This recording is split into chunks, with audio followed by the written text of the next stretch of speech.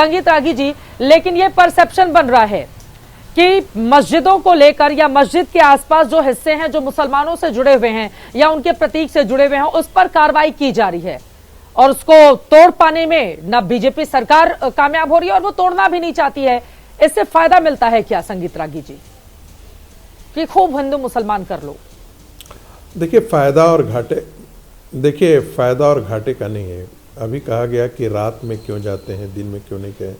संभल में तो दिन में ही गए थे, लेकिन दिन में भी पत्थरबाजी हो गई। जब समाज की मानसिकता पत्थरबाजी की हो जाए तो वो चलता है। अब आपका इसका उपाय क्या है? हम लोग सिम्टम पर बात करते हैं। अभी आपने कहा दिल्ली में पत्थरबाजी हो गई। ये पत्थरबाजी कोई एक जगह हो रही है क्या? हर उस मोहल्ले में जहां मुस्लिम डोमिनेशन है, मुस्लिम मेजॉरिटी में है, वो पत्थरबाजी का शिकार है इस देश में। जब भी वहां से हिंदू जुलूस निकले तब पत्थर, रामनवमी का जुलूस निकले तब पत्थर। पत्थरबाजी मानसिकता में है, डोमिनेट करने का एक प्रविधि है वो। दूसरी बात, हमने क्यों कहा कि ये सिम्टम है? इसलिए क्योंकि वो जो सड़क पर पत्थर बजा रहे थे, पत्थरबाजी तो होती थी ना, कश्मीर के अंदर होती थी, लेकिन जब वहाँ के इमामों को अच्छे तरीके से रगड़ दिया गया, जब मौलानाओं को अच्छे तरीके से रगड़ दिया गया, जब वहाँ के जिहादी टेररिस्ट नेताओं को बढ़िया तरीके से रगड़ दिया गया, अब पत्थरबाजी की घटना हो रही है क्या? नहीं हो रही है, होगी भी नहीं। जब तक आप इनके जबड़े नहीं तोड़ेंगे, जब तक आप उनको उसी रूप में नहीं करेंगे, इनके पीछे की जो ताकतें हैं उनके जबड़े नहीं तोड़ेंगे और उस मानसिकता को कि हम दंगाई हैं और हम दंगा करके जो मन चाहेंगे वही कराएंगे। साहबानों आया, साहबानों के मामले पे हम दंगा करेंगे, हम मनवा लेंगे। कुछ और होगा, हम बंगाल में दंगा कर देंगे। कुछ और होगा, हम उत्तर प्रदेश में मेरठ और मलियाना में दंगा कर देंगे। तो ये जो दंगाई समाज है, जिसकी मानसिकता है, उसको आप संवाद के तरीके से ठीक नहीं कर सकते। जिस प्रकार से कश्मीर में किया गया है, आज के दिन में वहां पर पत्थरबाजी नहीं होती है। अरे संवाद पहले करेंगे तब तो ठीक करेंगे ना संगीत रागी जी। संवाद करने के लिए आप लोग तैयार कहाँ हैं? और अगर हम बार बार एक समुदाय को ये कहकर टारगेट करते रहेंगे कि नहीं ये तो पत्थरबाज है भाई, ये तो हमेशा पत्थरबाजी करते हैं, इनके पास तो कोई काम नहीं है, ये तो पंक्चर बनाने वाले हैं, तो एक समाज के मन में भी हम वही घृणा पैदा कर रहे हैं संगीत रागी जी। मैंने इसीलिए आपसे कहा कि इनकी गलती नहीं है जो पत्थरबाजी करने आए हैं, उनकी गलती है जो मस्जिदों में ऐसी तकरीरें करते हैं। उन मौलानाओं की गलती है जो इन बच्चों को उकसाते हैं जिहाद के नाम पर। इस देश में 7 लाख से ज्यादा मस्जिदें हैं, मंदिरों से ज्यादा इस देश में मस्जिदें हैं, और क्यों कुकुर मुत्ते की तरह फैले हैं? उनमें से अधिकांश अवैधी हैं। क्या कुकुर मुत्ते की तरह फैले हैं, इसलिए कुकुर मुत्ते की तरफ फैले हैं ताकि उसमें ऐसे ही जगहों पर असला रखा जा सके। छतों से आपने पत्थरबाजी होते हुए देखा है क्या? कभी देखा है मंदिरों के छतों से पत्थरबाजी होते हुए? मुस्लिम मोहल्लों की तरफ से आपने मतलब पत्थरबाजी होते हुए क्यों देखा है? क्यों ऐसा देखा है? कभी ऐसा देखा है? क्यों ऐसा होता है? क्योंकि आप इसी प्रकार के उनके पीछे की ताकतों को समझिए। वो इन मुस्लिम बच्चों को भड़काते हैं, पत्थरबाजी के लिए प्रेरित करते हैं। और मैं तो कश्मीर के एक बच्चे के 10 सेकंड रुक जाइए। कश्मीर का एक बच्चा हमारी क्लास में था, मैंने पूछा क्यों पत्थरबाजी करते थे? कहता था सर व्हाट्सएप पर मैसेज आता था कि एक मुस्लिम लड़की को इंडियन आर्मी ने रेप कर दिया, उसके बाद हम लोग को सोचने की दृष्टि खत्म हो जाती थी। चाहे वो पाकिस्तान का बेशक हैंडलर क्यों ना हो, हम सारे लोग सड़कों पर आ जाया करते थे।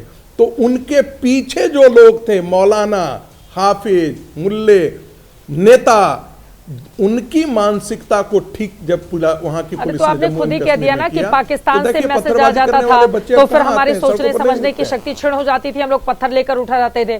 लेकिन ये पाकिस्तान के मुसलमान नहीं है ना, ये हिंदुस्तान के मुसलमान हैं और ये उतने ही हिंदुस्तानी है जितने संगीत रागी जी आप हैं। अब मैं आ जाती हूँ शोएब जमील जी के पास। शोएब जमील जी, लेकिन बड़ा सवाल ये है, ये बात तो सच है ना कि ठीक है, अब मैं जवाब ले लेती हूँ, शोएब जमील जी, मेरा ये सवाल है, अगर अवैध जो अतिक्रमण है उसके खिलाफ एक्शन हो रहा है। तो इसको हिंदू मुसलमान या मंदिर मस्जिद की सियासत बनाने की क्या जरूरत है? सोमनाथ भारती जी ने कहा कि दिल्ली में हनुमान मंदिर हो, झंडेबालान का मंदिर हो, कई जगहों पर इस तरह की कार्रवाई हुई है और उस कार्रवाई के बारे में कोई खबर भी नहीं बनी शोएब जमई जी दिल्ली में कि भाई मंदिर के बाहर जो अतिक्रमण है उस पर बुलडोजर चला है और कोई खबर बनी या उस पर डिबेट की जाए। लेकिन मस्जिद के बगल में अगर अवैध निर्माण है, उस पर बुलडोजर चल गया तो भाई हाय तौबा मचाने के लिए आ गए लोग कि यहां पर मुसलमानों को टारगेट किया जा रहा है। जमई साहब, शुक्रिया चित्रा जी, आपने हमें आखिर में समय दिया तो थोड़ा सा समय विस्तार से दीजिएगा। सबसे पहली बात तो ये है कि वक्फ बोर्ड और जो एमसीडी है, जिस वक्त ये मामला कोर्ट में गया था उस वक्त दोनों के एडमिनिस्ट्रेटर एक ही आईएएस अफसर थे, और जब हम वक्फ बोर्ड के अगेंस्ट एमसीडी खड़ी है दूसरे पक्ष में और दोनों का एडमिनिस्ट्रेटर सेम है, तो ये कोर्ट में नेचुरल जस्टिस के खिलाफ होगा या नहीं होगा? पहला सवाल ये। दूसरी बात कि जब ये ऑर्डर आया और एमसीडी के कार्रवाई से पहले ये अफवाह किसने फैलाई कि मस्जिद तोड़ी जाएगी? जो पिटिशनर है उसमें, जो भारतीय जनता पार्टी का शैडो ऑर्गेनाइजेशन बन के काम कर रहा है, सेव इंडिया फाउंडेशन, उसका एक बंदा है भाई प्रीत सिंह, उसकी फेसबुक अभी भी पोस्ट आप देख लेंगे, 5 दिन पहले, अभी 5 दिन पहले उसने लिखा है प्रशासन जल्द ही गिराएगा अवैध मस्जिद, दरगाह फैज़ इलाही तुर्कमान गेट रामलीला मैदान, 1 लाख कमेंट होते ही गई। तो ये किसने अफवाह फैलाई कि प्रशासन जल्द ही गिराएगा अवैध मस्जिद? उन पे कार्रवाई क्यों नहीं हो रही है? जाहिर सी बात है ये स्क्रीनशॉट पूरे दिल्ली भर में फैला कि मस्जिद गिराई जा रही, मस्जिद गिराई जा रही और ये आदमी इसमें पिटिशनर है। क्या पुलिस उनको क्यों नहीं पकड़ रही है कि भाई आपने क्यों यहाँ से मस्जिद के बारे में गलत अफवाह फैलाई कि मस्जिद गिराई जाएगी? ये आप देख लीजिए, मैं आपको स्क्रीनशॉट दिखा देता हूँ, नॉट स्क्रीनशॉट बल्कि आप उसके फेसबुक में देख लीजिए, लाइव है इस वक्त। अब आ जाइए दूसरे पे कि भाई यहाँ से दूसरा पक्ष आप सुनते नहीं। इस दिल्ली के अंदर कई ऐसी मंदिरें हैं जो फुटपाथ के बीचों बीच बनी हुई है, फुटपाथ साइड से कर ली गई, रोड किनारे से कर लिया गया, लेकिन वो नॉन मुस्लिम रिलीजियस स्ट्रक्चर वैसे ही मौजूद है। मैं आपको एक छोटी सी लिस्ट खाली उसकी दे देता हूं तो आप उसकी चिंता मत कीजिएगा। देखिए, सुप्रीम कोर्ट ने भी इस पर डिसीजन दिया था, हम दे रहे हैं। यमुना के किनारे एक प्राचीन शिवा टेम्पल है जो डीडीए के जमीन पर था, वहां पे सुप्रीम कोर्ट ने हाई कोर्ट के डिसीजन को अपहोल्ड किया और कहा कि उसका डेमोलिशन होना चाहिए, अभी तक नहीं हुआ। दिल्ली के ताज इनक्लेव गीता कॉलोनी के नजदीक एक शिव मंदिर है जिसको इलीगल घोषित कर दिया दिल्ली हाई कोर्ट ने, लेकिन अभी तक यहां से गिराया नहीं गया है। भाजपा कार्यालय के सामने मिंटो रोड पर एक काली मंदिर है जो 2001 से मामला पेंडिंग है और सरकारी जमीन का मामला है, पूर्ववर्ती सरकार ने उसको यहां से उठाया था, अभी तक उसको यहां से नहीं की। सीपीडब्ल्यू कॉलोनी देवनगर में दिल्ली हाट मेट्रो स्टेशन के सामने सरकारी जमीन पर एक अवैध जो है तरीके से नॉन मुस्लिम रिलीजियस स्ट्रक्चर यानी मंदिर के स्ट्रक्चर बनाए गए। पतपड़गंज में है, रोहिणी दिल्ली प्रशांत विहार में रिंग रोड के सामने माता मंदिर बना है, करोल बाग में पूसा रोड पर हनुमान मंदिर बना, रिंग रोड पर एनबीटी के सामने जो हनुमान मंदिर बना वो भी सब यहाँ से फुटपाथ पर बने हुए हैं।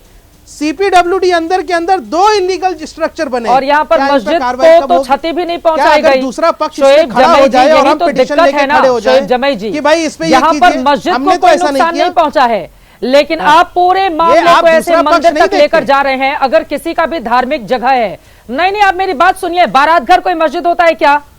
डिस्पेंसरी कोई मस्जिद है क्या? अब मस्जिद वैध है या अवैध है, लेकिन मस्जिद वहां पर बनी हुई है, मस्जिद को नुकसान नहीं पहुंचा है।